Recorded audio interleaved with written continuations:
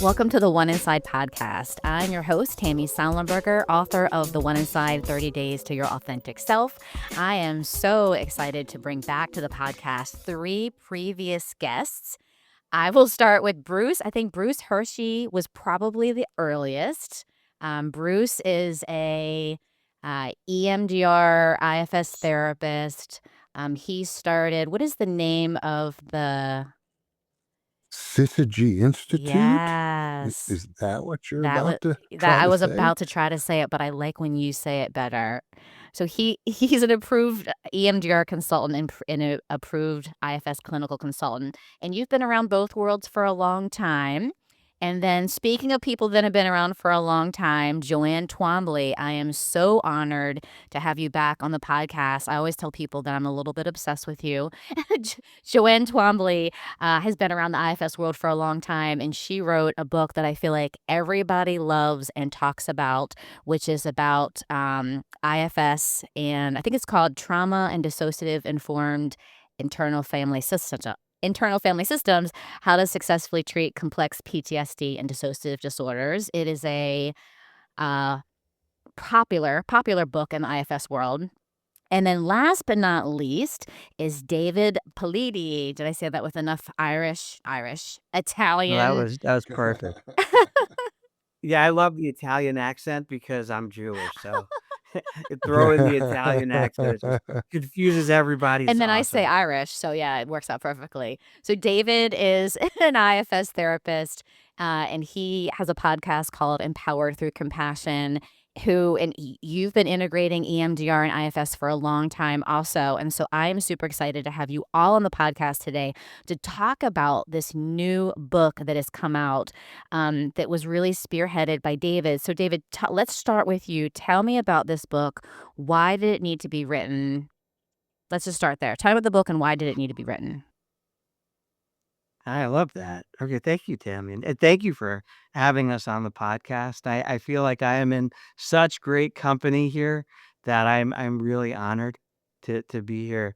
And the book was just really it was something that I go on the computer. I went on Amazon. I'm like, "Toot, toot, toot, toot, toot. Where's the book? Where's the book of IFS Informed EMDR?" And of course, on my Amazon, Joanne's book comes up, and I'm like, "Oh, buy, purchase." Yes. Wait, did you But, buy my book, I David? Did you buy really my book too?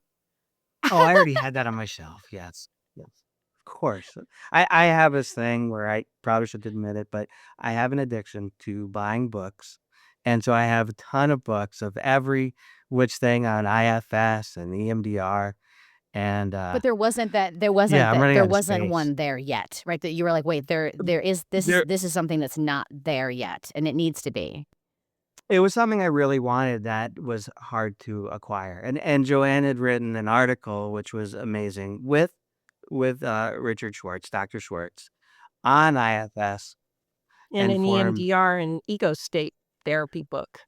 For the longest time, that was the only thing that you could find written on the topic. And then I think it was even like 5 years later, finally there was another chapter, Pam Krause co-authored with um, Anna Gomez in an EMDR for children book, but it was also a great chapter. So both of those were really the only 2 things that you could find written, but Joanne started it. Joanne, do you remember starting this? And David, I'll come back to you. Well, Carol Forgash, who collected that book, because it's a book of chapters on ego state therapy. She already had someone writing the chapter on EMDR and dissociative disorders, so she didn't want me to do that. I did that for a different book. And so she kept asking me, "Can you write a chapter? Can you write a chapter?" And she'd suggest these topics, and I'd be like, no, I'm not doing that. Too much work, too much work. So finally, I was in level 1, and I said, well, what about a chapter on integrating internal family systems with EMDR? And she said, great. So I emailed Dick and said, Dick, do you want to write a chapter with me? And he emailed back and said, sure. So I was like, Okay. And do you remember when this Um, was? Just to kind of give people an idea. oh God, no. 2008 that was published. That book was published, so it was a while ago, and there had been a couple of, EMDR and IFS workshops at early IFS conferences, but they weren't that good. I listened to them, and I didn't think they knew EMDR or IFS particularly solidly, but at least it was like, something. And so I, you know, had Dick sort of did the part of the chapter that was a run, quick, this is what the IFS is and how it works. And then I did a section on using a very preliminary kind of thing. That's what I said. This is preliminary. And as time passes, things will, this will develop and IFS and EMDR will be integrated in ways that go way beyond this chapter. So it was, early days. Um, and, a- and so I was delighted to be part of this book because it's come so far. Um, and I think integration of different models is where it's at. Yeah. All right. So let's pause there because I want to talk about integration a little bit more. So, David, you are like, this is a need. It's not happening. So, what gave you this idea of gathering? So, Yeah, so actually the two people here that are with us right now, I think Joanne was probably the first person I called.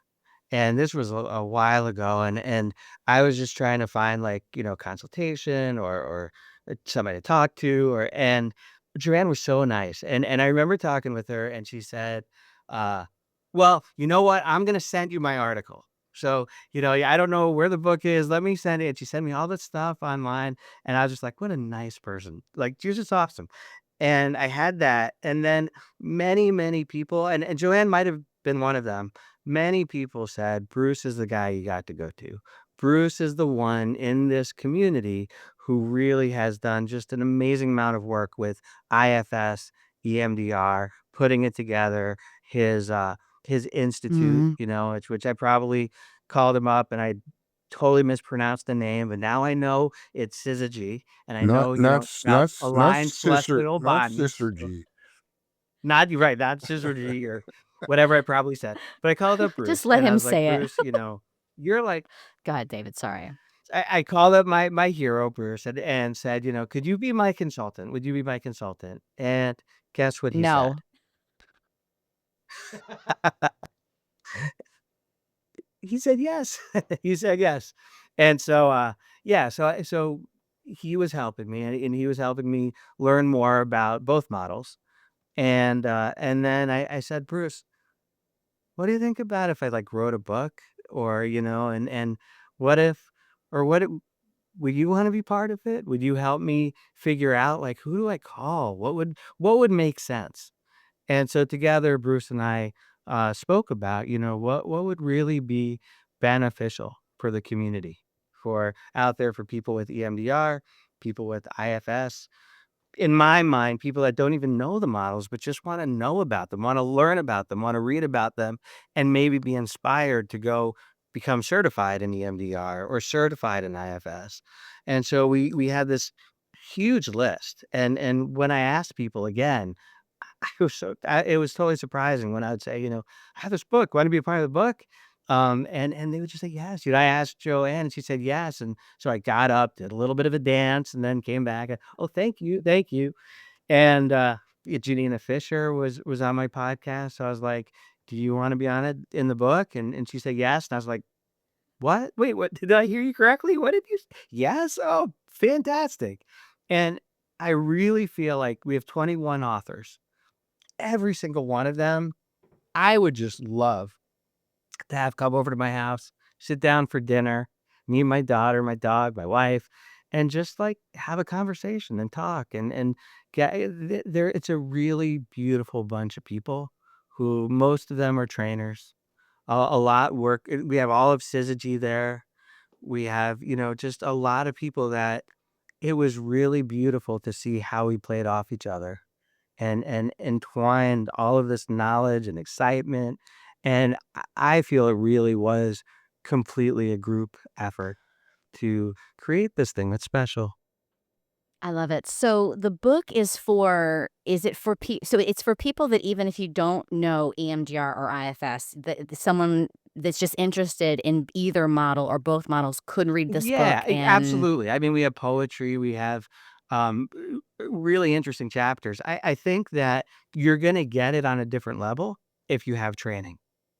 And so there's one chapter that starts the book, talks about EMDR, and then two chapters after that that talk about IFS. And then it also talks about different models, like training institute models of IFS-informed EMDR or EMDR mixed with parts work, which is Janina Fisher's TIST model, TIST. So there's a foundation in that.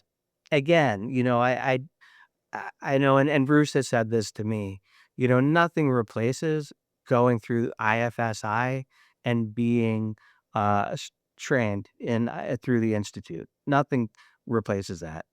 But I do think there's some really valuable things in IFS that you can pick up from a book, from a conversation, from consultations. And so, or um, a podcast. or podcasts. Yeah. Yeah. I heard about this one, the one inside. It's phenomenal. Um, so I think after that, um, yeah, it's really showing in different examples how really creative people have put together these two models. And so I think there is stuff that people could get from that. Yeah, I love that. So, Joanne, talk a little bit about why integration is important. Like why, this is an IFS focused podcast. So, why does IFS need EMDR? Let's start there. Let's just talk about that. Why does IFS need EMDR? Well, I mean, I really don't think anything works for everybody. And I also think about efficiency. I mean, I have clients who've been in there, come to me after 30 years of treatment and they haven't gotten there, haven't healed because they really Mm. haven't been in the right treatment. And Hmm. that complicates things. And I think, if IFS is stuck, maybe you shift over to EMDR. If EMDR is stuck, maybe you do some IFS. I mean, that's sort of what I wrote about in that chapter a long time ago. But I think I think if somebody's allergic to parts, maybe you can start with some EMDR, or if it's a single episode kind of thing, a simple kind of trauma, EMDR gets rid of those things much faster than IFS. So you might as well use EMDR for that. On the other hand, there's a lot of finesse with IFS. I just think I think it helps to have different models and to be able to mix and match them fluidly. And people come in asking for different things too. So I think it just, I- you know, I think there's some synergy when things get integrated. Yeah. Bruce, what do you think about that? Do you agree? What would you add? What would you challenge Joanne on? Well, I would not challenge Joanne on anything. Um, but I would add that where I come from, I'm like a theory nerd. And so like I want to understand how everything works and why everything works. And so that's what led me into integrating IFS and EMDR. And so what I've arrived at, and it's not new, but that there's really an underlying healing process, a natural, organic healing process. We're built to heal. We're built, individually, to heal our neurology, whatever. But we're also built sort of socially to heal. And it's in our DNA, right? So it's in our DNA to have the possibility of healing as an individual, but it's also in our social DNA to have healers in our tribes. And so we're all expressing here in this podcast, we're expressing that gene. We've expressed the healer gene in our tribe. And I think the survival of the species has been dependent on that. So there's this underlying healing process, and it's not IFS, and it's not EMDR, and it's not coherence therapy. Although those are my three faves. It's not somatic, psychotherapy. It's not sensory motor psychotherapy, but all of those things somehow because we know that they work, right? If they work, then somehow they're accessing that thing. And so it's sort of like parts, like all of those different things are the different parts that if they're all working together, or they can all work together. So how can they work together? How can EMDR inform IFS? How can IFS inform EMDR? How can coherence therapy inform them both? How can IFS inform coherence therapy? So this is how my mind works. And so the way what I want to teach is can we do not like switch from one to the other, but can we do two things at once? I like to be able to do two things at once. So can I do EMDR and IFS all at the same time, not like shifting back and forth from one to the other, but can I have my EMDR part and my IFS part talking to each other and working together and doing it, at the same time. So that's how I see it. I love it. David, you're shaking your head yes. What's happening for you? Oh, I'm just happy. I love what Joanne and what Bruce are saying. I think it really resonates, and I would say for me, and it isn't just loving all of this. EMDR. I'm not going to say IFS because we all love IFS, and this is a podcast which really shares the beauty of IFS, but kind of focusing a little bit more on EMDR. I think what that brings to this whole model of multiplicity and itself and all that is that to me it's really a container that helps guide this trauma work that is a really beautiful addition to kind of moving through. Bruce has said to me that, it's really like we're aligning different maps. So with Syzygy, it's the map of IFS, EMDR, and coherence therapy. With IFS informed EMDR, perhaps IFS and EMDR, but it's layering one map on top of the other, so we get an even more precise definition of the landscape. And then Joanna said to me that, we don't like EMDR, it has this beautiful structure where there's 8 phases, and there's a real awareness of I mean, it's not necessarily linear, but there is a real sense of, like, how do we take somebody who is just unfolded or poured out their heart and soul in this story or in a memory. How do we wrap them up? How do we care for them? How do we help them so they're not just having all these parts lying on the floor or go home with the parts yelling? And I feel Yeah. EMDR gives me a direction towards that. Yeah. Joanne, what would you say about that? Like the idea that either you're using EMDR or IFS to help people after they've maybe done some parts work and there's lots of parts on the floor like David just said. Like what do you suggest or what do you advise? Well, I'd say what I advise is starting with coping skills so that the parts aren't like lying on the floor. Because mostly what I see is when people say go to the exile too fast. If the exile's holding huge burdens, it can be a disaster. And, burdens that are neatly held in some, burden kind of backpack are suddenly all over the place and the person's totally overwhelmed. And that's happened traditionally with standard EMDR also. Um, and EMDR added in coping skills. And then some of us worked on, how do you do it with people with complex trauma disorders and dissociative disorders? Um, because you need to, taking from that field. I mean, I really integrate EMDR, IFS with trauma and the stuff I know from the trauma and dissociation field.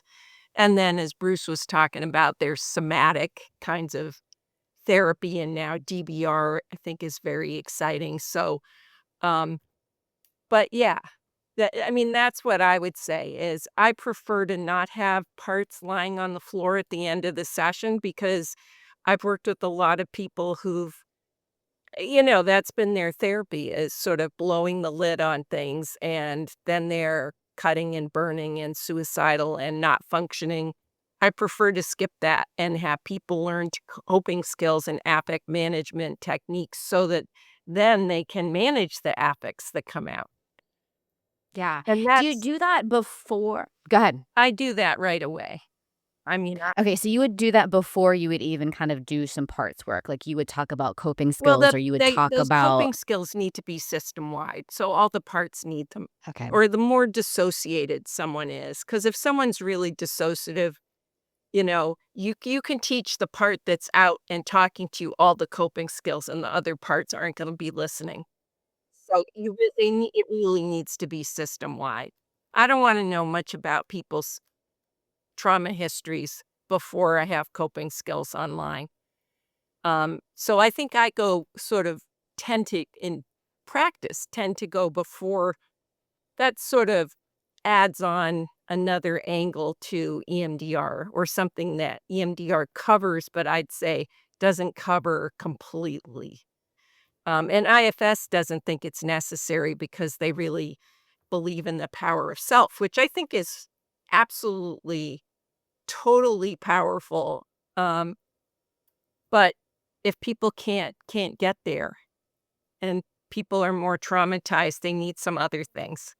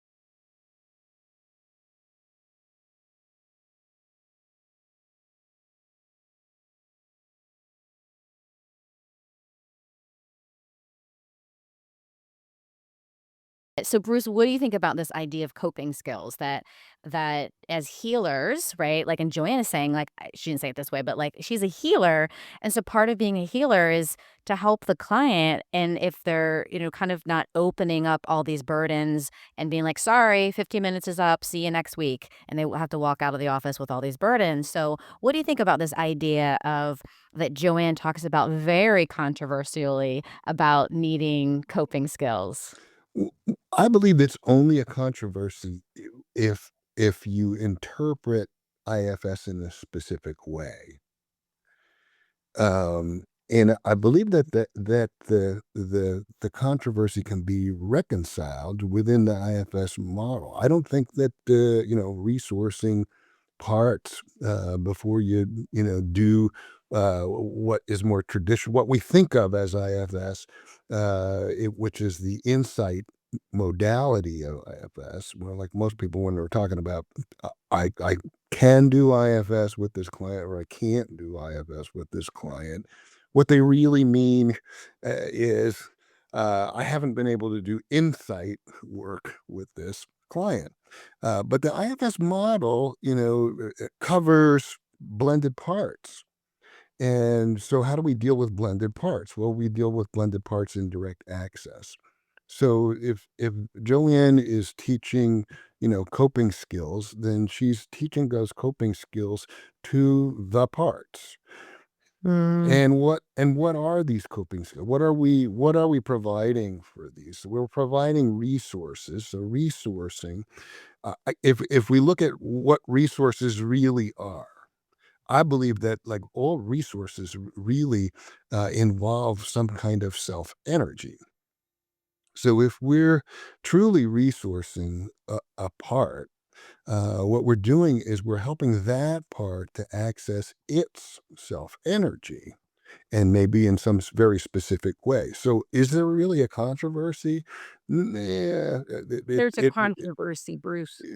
well, If no, you if you no, talk I, to straight IFS stick kind of people, they'll be like, "No way, we don't do coping skills. Taking coping skills, this is managers."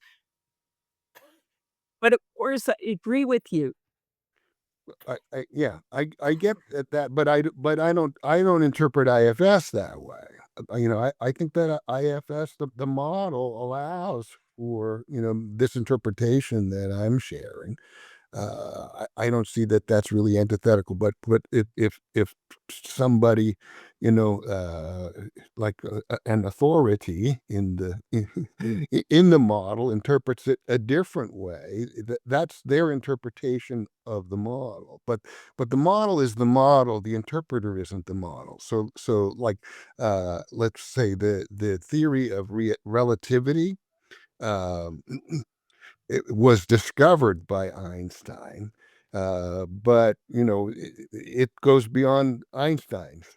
It's a theory of an actual stuff, and so we could ask Einstein, well, is it this or is it that? And he might give us certain answers, but 100 years later. We might have different answers that fit within the theory of relativity exactly. So for example, sorry, Dick, but Dick Schwartz is not, uh, the IFS model, or Bruce Hersey is not the IFS-informed EMDR model. The model is the model, and it has a life of its own. It has a truth of its own.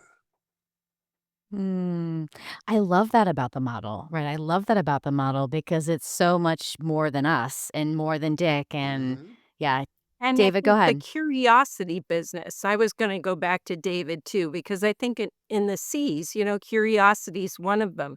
And I think being curious and open about other models.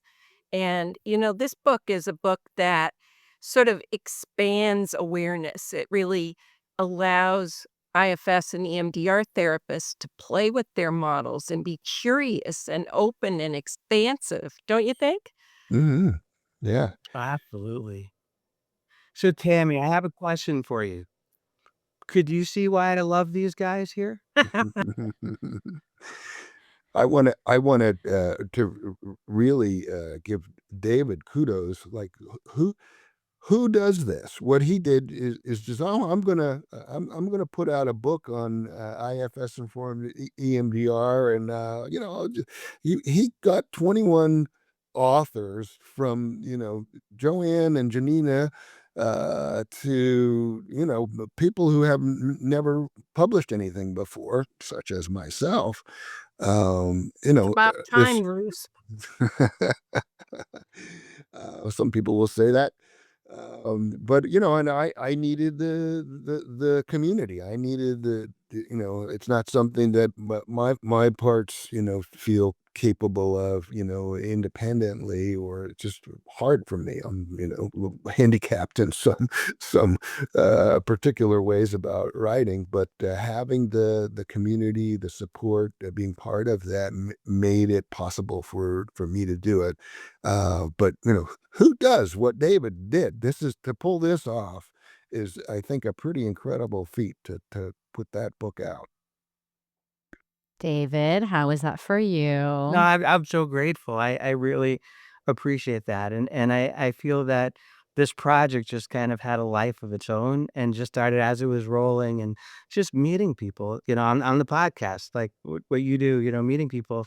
There are some incredible people out there, and I think that what really got me, more than anything, is seeing that, wow, there are amazing people in the IFS community that are open, that are wanting to learn. They're so rich in like what they offer.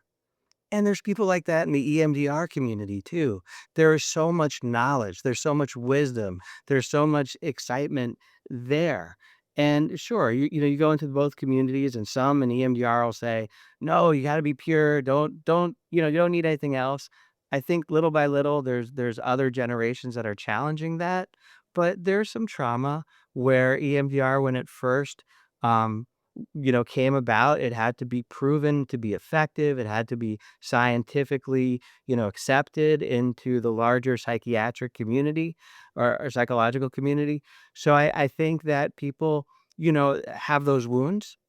But at this point too, there's a lot of just movement and growth and taking, you know, different truths and bringing them into the model. And I'd love to see that with IFS too. I think IFS does do that. I think there's been evolution. There's been more spirituality kind of in the past 5 years or so.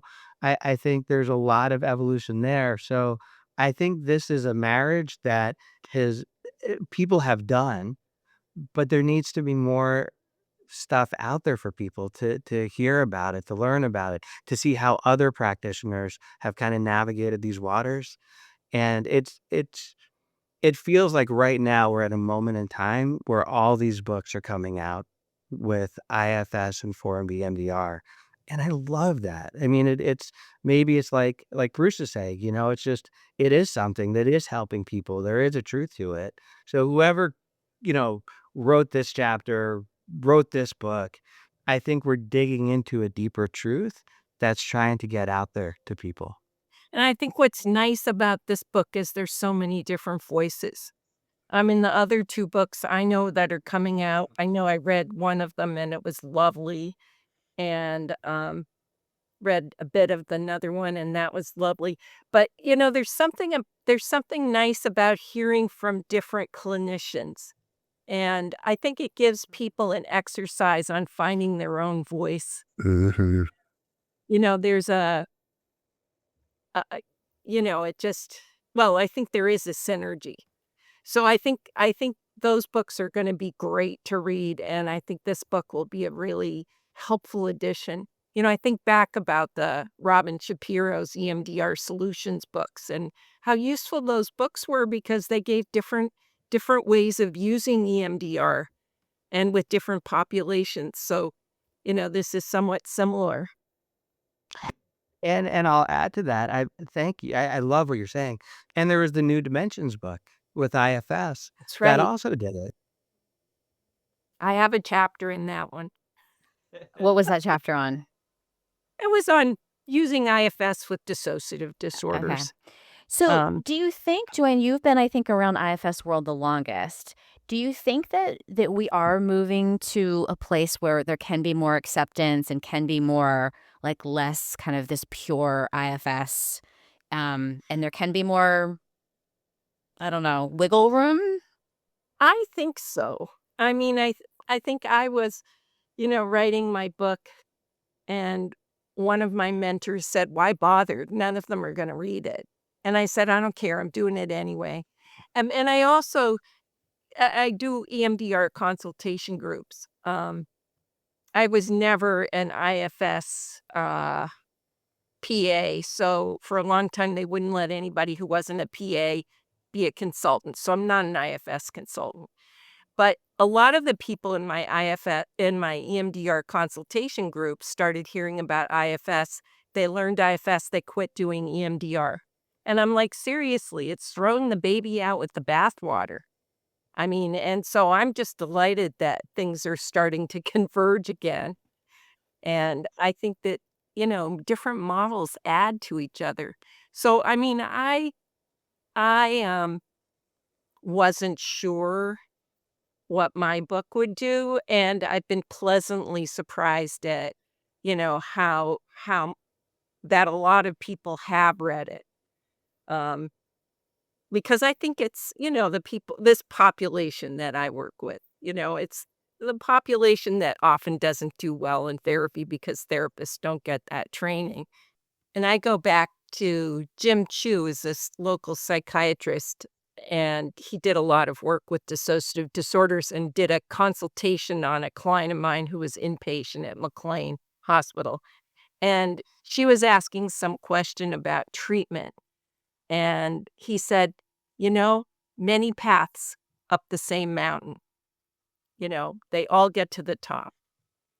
And, I kind of think I love that. And I think about the paths intertwining, like Bruce was talking about, that, it's not just, oh, I'm going to do IFS today, I'll do EMDR tomorrow. Sometimes it's weaving them together and seeing what works best for each person.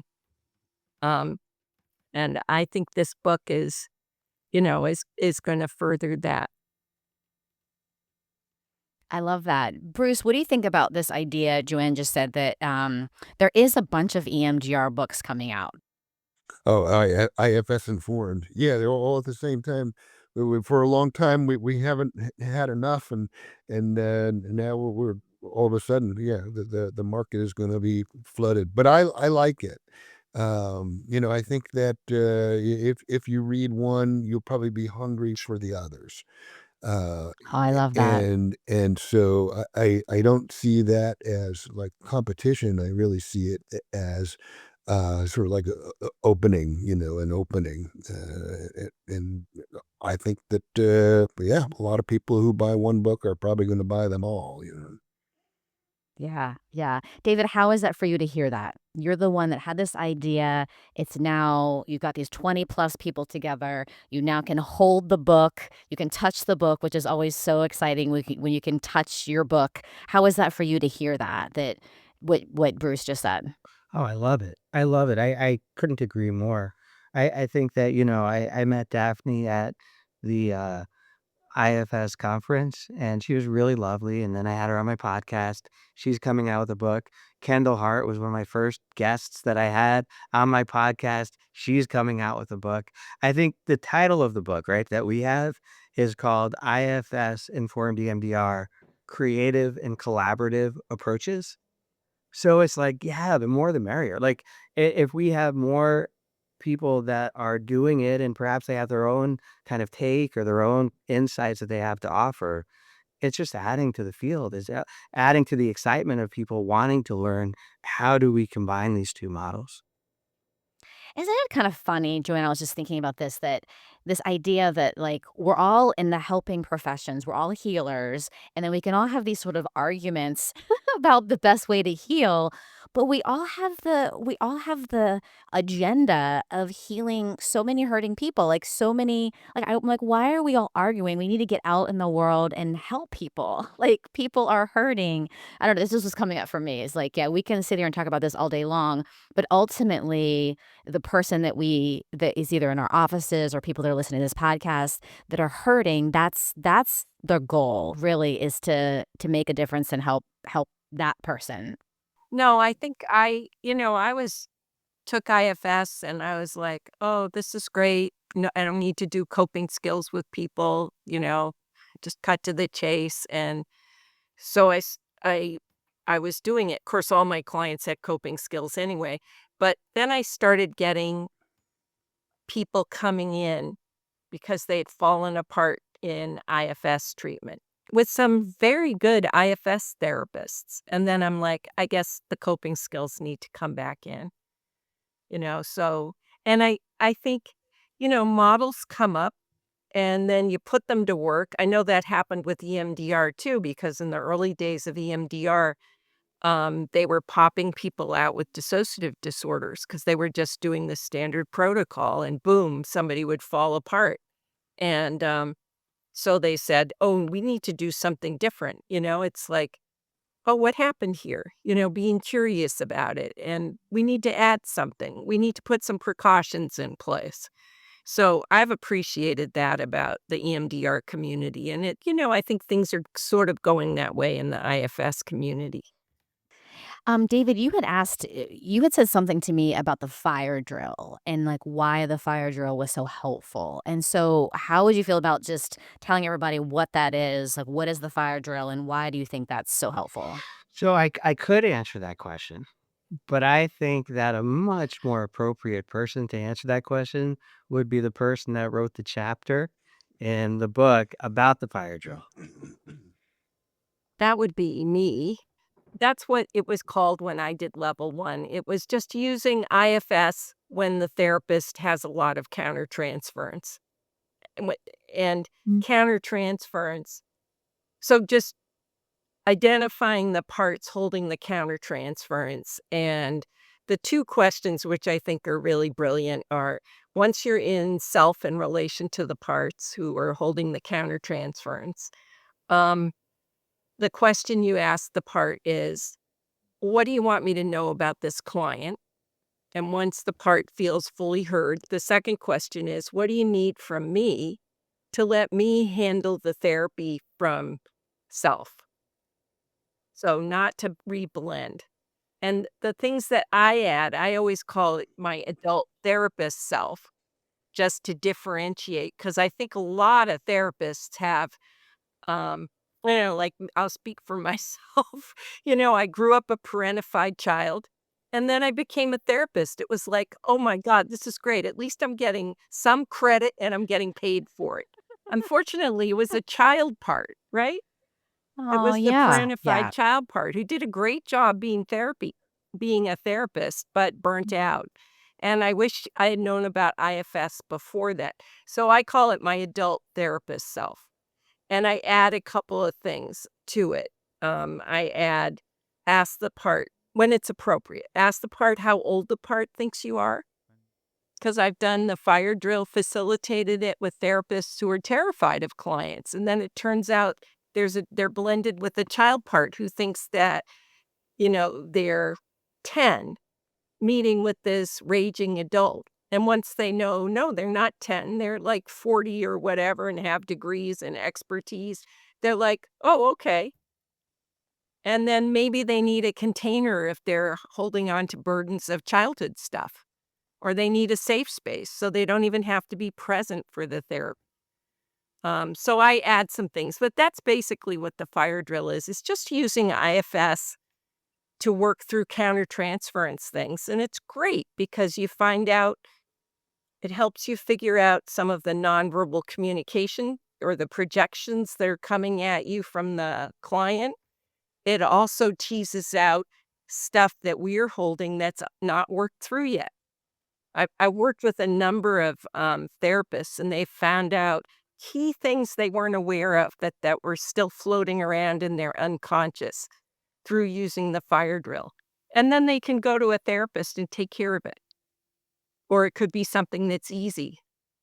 Um, so I use it in all my EMDR consultation groups. EMDR also has, their version is targeting the countertransference and using EMDR for that.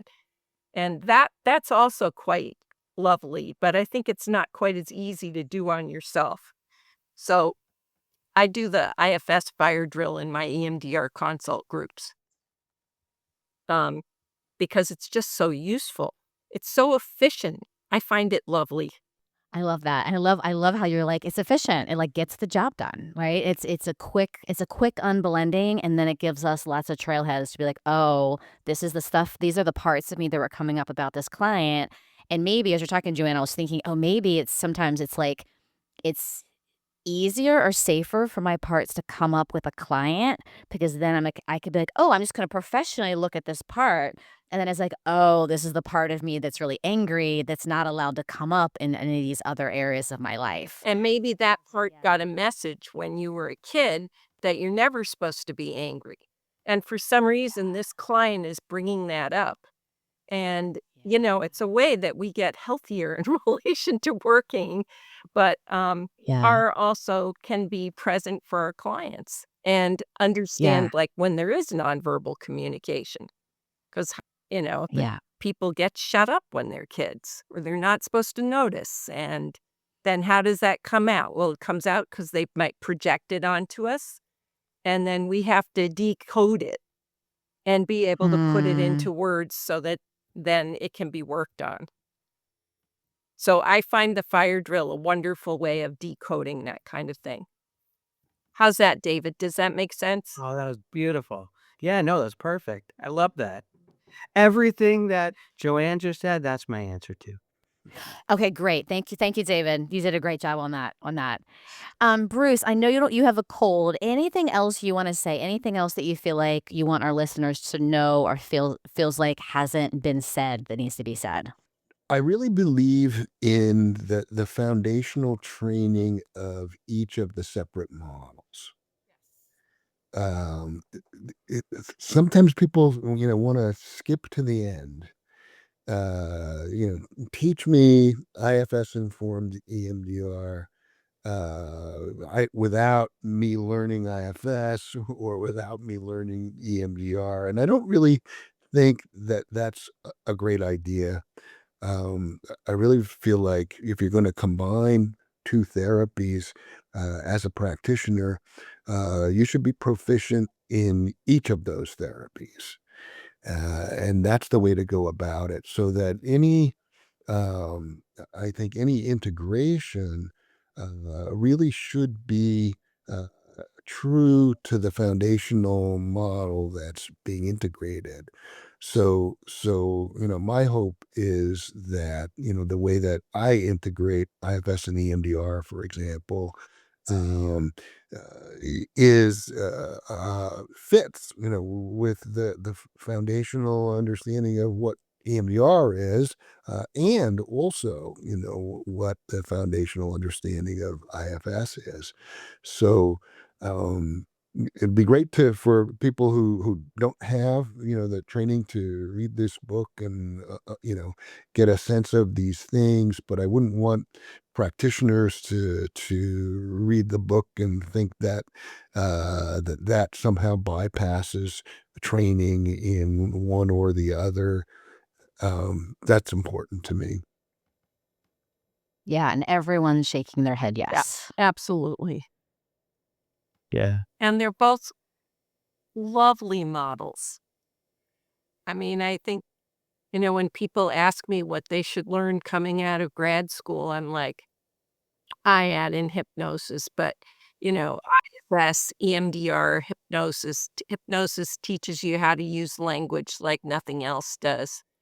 Um, but, I think it's a solid foundation.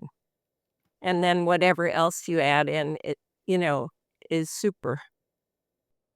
Absolutely. And I'll say too, without totally doing the opposite here, but in writing one of the chapters on, what does EMDR bring to IFS? What does IFS bring to EMDR and trying to decipher it? My chapter was like finding the perfect model, right? That was the title. So finding the perfect model of IFS informed EMDR. And basically my point of that was there is no perfect model. At the end of the day, these are beautiful models. They're scientifically proven. They offer hope. They offer a lot of guidance in how to understand the inner system and some of the pain that people have and how to release that pain. But there's no ultimate perfect model. It's about the relationship. It's about the connection that we have with the people that we're serving. And it's about, our self energy being in the room and helping them light their self energy. And that's where the healing is. And so this book is just, it's a doorway into two models that all of us have found incredibly enlightening. But I think if I had to put in one word, what my hope for the book would be is just to inspire people to want to continue on this path. Reading Joanne and Dick's chapter in the dissociative disorders. What was the book? But way back in 2008, Yeah, it was Carol Forgash's, and Carol Forgash's book, Ego States, EMDR and Ego States I can't think therapy, of the something like title. that. But that was inspirational for me. That the whole book, but also specifically that chapter inspired me to learn more. It really gives you, I mean, reading these things for me also, Bruce, it gives me, I think about my clients and I think about where I get stuck. And then suddenly, there's a doorway. Hmm. So, this book is a doorway to lots of different ways of thinking about our clients and using these two models together and, provides, say, trailheads to new learning, new possibilities. And I agree with you, David. Um, I, someone said a long time ago, "Oh, wait, 20 years, things will be completely different." I said, "No, this is perfect." That was in my younger, rigider days. And now I'm like, wow, this is an exciting time to be a therapist. There's a whole bunch of new things being developed and used, and people who weren't so easy to treat are becoming easier to treat, and there's more possibility. And my God, how we need therapy right now in this day and age, with the trauma that is around. This is stuff that has been coming so far, and yet it's so needed. So Yeah. it's like it's beautiful to be able to offer people this. Yeah. Well, I just want to thank you all so much. Your information will be on the show notes, but I just want to thank you for being here again. You are welcome to come on the podcast anytime, or just we can just have Zoom dates. But I love you all, and I just thank you for this amazing book and for the work, your work in the world. Yeah, and Thanks thanks for for hosting having us. us. Yeah. Thanks, Tim. Thanks for hanging out with us today. If you enjoyed this episode, I'd love it if you left a rating, a review, a like, comment, share with your family, your friends. That would mean so much to me. My book is available at your favorite independent bookstore or on Amazon. You can visit my website, tammysalinger.com, or you can download a free Get to Know a Should part of you. You can follow me at IFS Tammy on Instagram and at The One Inside on Facebook and on YouTube. Jeff Schrum co-produces The One Inside, and I am forever grateful for Jeff. Also thankful for Jack Reardon for creating the music, and just thank you for listening. 6 seasons, over 1 million downloads. I cannot tell you how much I appreciate you and this community. I'll see you next time.